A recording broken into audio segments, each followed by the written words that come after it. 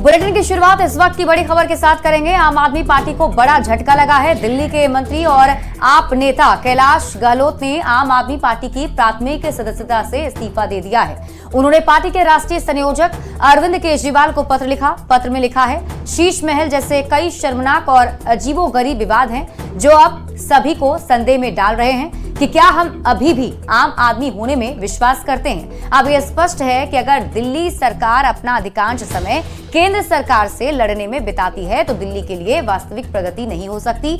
मेरे पास आपसे अलग होने के अलावा कोई विकल्प बचा नहीं है और इसलिए मैं आम आदमी पार्टी की प्राथमिक सदस्यता से इस्तीफा दे रहा हूं। सिवान में जहरीली शराब कांड को लेकर के मद्य निषेध मंत्री रत्नेश सदा का बयान सामने आया है। रत्नेश सदा ने कहा कि जहरीली शराब कांड से लोग प्रभावित हुए हैं। उन्होंने पहले एथेनॉल का सेवन किया था। रत्नेश सदा ने यह भी कहा कि सिवान के मद्य निषेध विभाग के इंस्पेक्टर को हटा दिया गया है और आज से नए सुपरिटेंडेंट काम करेंगे। वह व्यक्ति जब दुर्गा पूजा में घटना हुआ था 26 आदमी का 27 आदमी का जान लिया था और वह फरार चल रहा था और जहरीली मिथेनॉल जो था उसको गाड़ के रख दिया था छुपा करके। और जब देखा कि मामला शांत हो गया तो लौट के आया, जहाँ पर गाड़ के रखा था उस जहरीली शराब को उखाड़ करके फिर पुनः जितने भी लोग परेशान हुए हैं, जो मरे हैं 2 आदमी, रोशनी चली गई, सब मिल करके पार्टी मनाया, पिया, लेकिन कर्म का फल मिलेगा। कुछ एक्शन लेने जा रहे हैं। कर्म का फल जो मिलेगा और एक्शन कल तो वहाँ जो प्रभारी एक्साइज इंस्पेक्टर उसको तो हटा दिए और आज नया एक्साइज सुपरिटेंडेंट को नियुक्त करके वहाँ भेज रहे हैं। शराबबंदी पर पटना हाईकोर्ट की कड़ी टिप्पणी के बाद बिहार की सियासत गर्माती दिख रही है। बीजेपी प्रवक्ता दानिश इकबाल ने कहा कि शराबबंदी को सफल बनाने के लिए बिहार सरकार कानून में नए प्रावधान जोड़ रही है। वहीं आरजेडी प्रवक्ता ने शराबबंदी के नाम पर अवैध वसूली और कार्रवाई के नाम पर आई वॉश करने का आरोप लगाया है कि बिहार के अंदर सरकार इस बात को लेकर के पूरी तरह से गंभीर है कि बिहार के अंदर शराब की एंट्री नहीं हो सकती है और जो लोग लेकर के आएंगे उनके लिए सरकार कुछ और नए प्रावधान लाने जा रही है, कुछ नए सख्त कानून बनाने जा रही है। जो माफिया होंगे उनकी जमीन भी सरकार, उनके घर को भी सरकार जो है बुलडोजर से ढाने का काम करेगी। उनके अंदर एक डर पैदा करने का काम किया जाएगा कानून के माध्यम से, ताकि बिहार का शराबबंदी कानून पूर्णतः सफल हो सके। ऑर्गेनाइज कौन कर रही है? तो माननीय मुख्यमंत्री जी का परिवहन विभाग, एक्साइज विभाग, पुलिस विभाग, ये सब मिलकर के माफियाओं को बढ़ावा दे रही है और इसका प्रॉफिट का बंदरबाट हो रहा है। फंस रहे हैं गरीब लोग, माफिया पनप रहे हैं और बीजेपी वाले जो है जो तरह तरह की कानून अगर ला रहे हैं, सीसीए की और अन्य कानून, ये सिर्फ कागज में है। चुनावी साल है, कागज पे कानून लाएंगे, बात वहीं खत्म। असल बात तो ये है कि माननीय मुख्यमंत्री जी अपना इमेज साफ रखने के लिए शराबबंदी की बात करते हैं और बात यह है कि ये माफियाज ही उनके पार्टनर्स हैं। किशनगंज जिले के टाउन थाना क्षेत्र के काजल मनी इलाके में उत्पाद विभाग ने कार्रवाई की। उत्पाद विभाग ने सूचना मिलने पर ड्रोन की मदद से बस्ती का निरीक्षण किया और जमीन में बने गड्ढे में छुपाकर रखी गई कई लीटर देशी शराब को नष्ट कर दिया है। छापेमारी को लेकर के शराब तस्करों के बीच हड़कंप मचा हुआ है, लेकिन पुलिस अपनी कार्रवाई जारी रखी हुई है।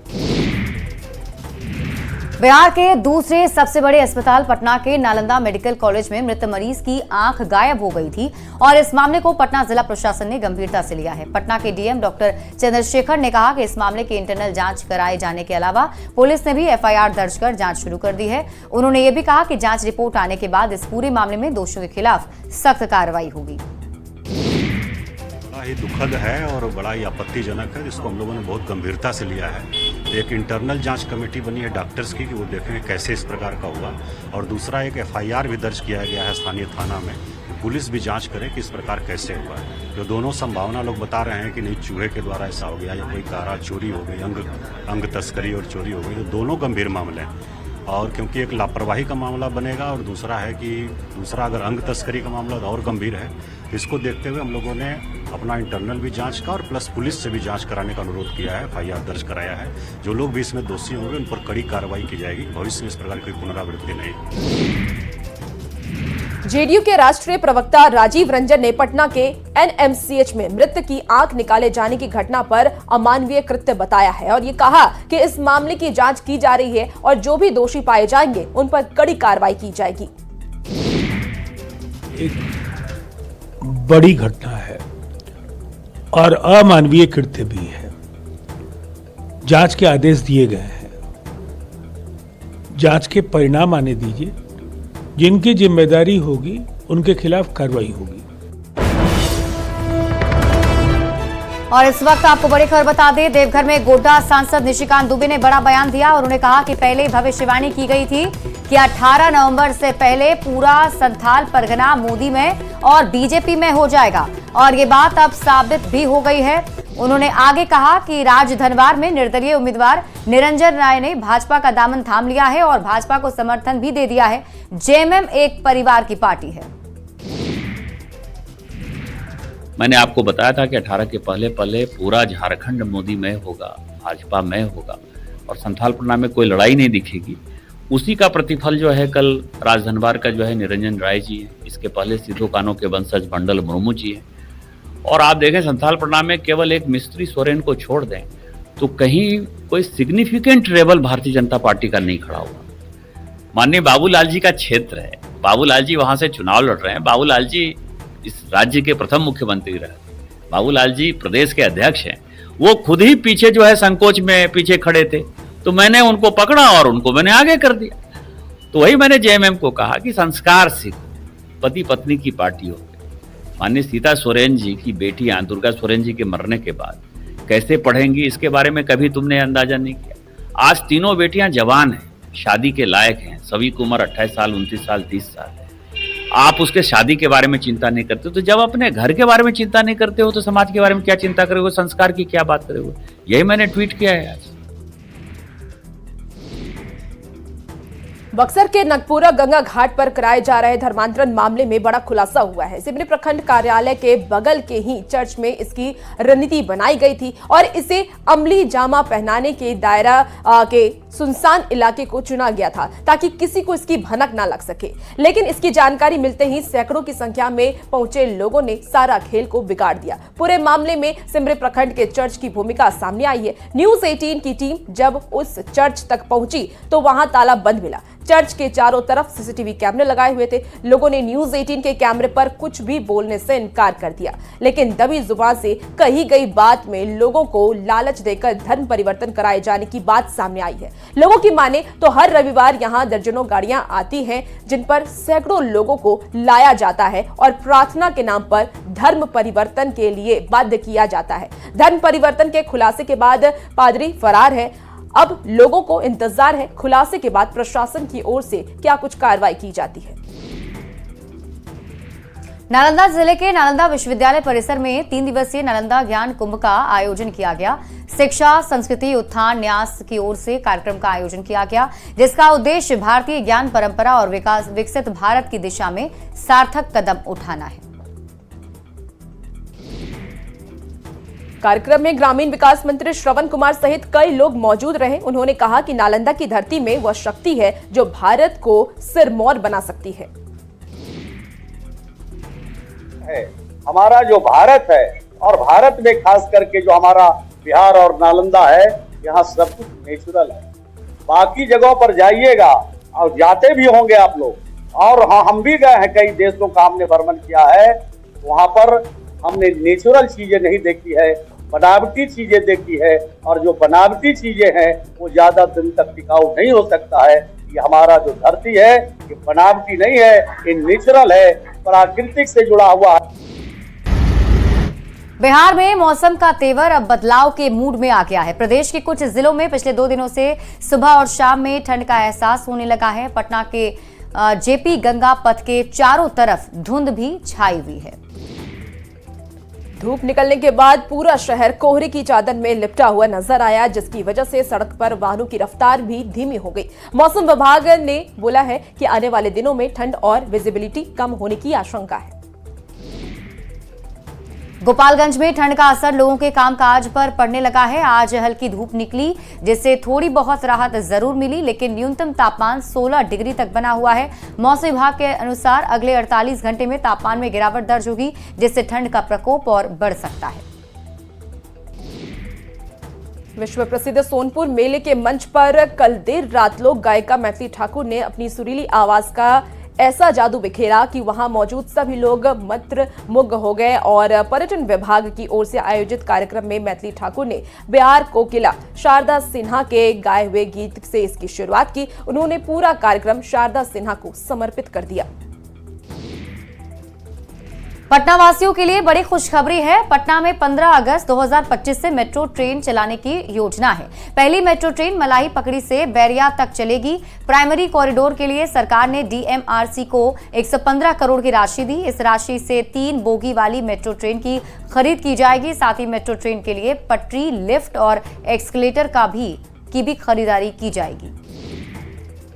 बंगाल के तर्ज पर बिहार में भी राजवंशी समुदाय के लोगों को आरक्षण का लाभ मिलेगा। कटिहार में कांग्रेस सांसद तारिक अनवर ने राजवंशी समुदाय को एसटी कैटेगरी में शामिल किया और इस वर्ग को सामाजिक और आर्थिक रूप से मजबूत करने के लिए ये मांग बिहार सरकार से की है। सांसद ने ये कहा है कि उनकी मांग पर बिहार के सीएम सकारात्मक विचार भी सामने आया है, जिसके आधार पर ये कह सकते हैं कि जल्द इस वर्ग को भी आरक्षण के लाभ मिलने लगेंगे।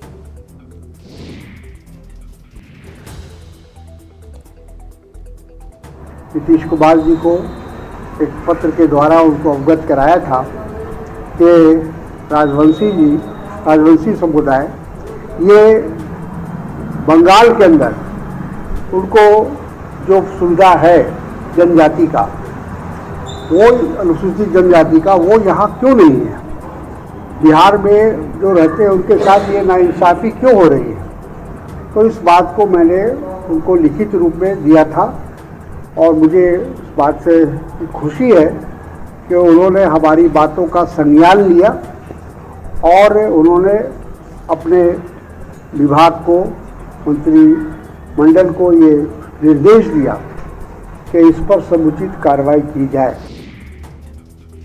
पटना में पल्स पोलियो विशेष अभियान शुरू किया गया है। 17 से 21 नवंबर तक चलने वाले इस अभियान में पटना में 8 लाख से ज्यादा बच्चों को पोलियो ड्रॉप्स पिलाया जाएगा। जिलाधिकारी ने कहा कि पड़ोसी देश पाकिस्तान में पोलियो के मामले को देखते हुए इस अभियान को तेजी से चलाया जा रहा है। उन्होंने लोगों से भी इस कार्यक्रम में बढ़ चढ़कर हिस्सा लेने की अपील की।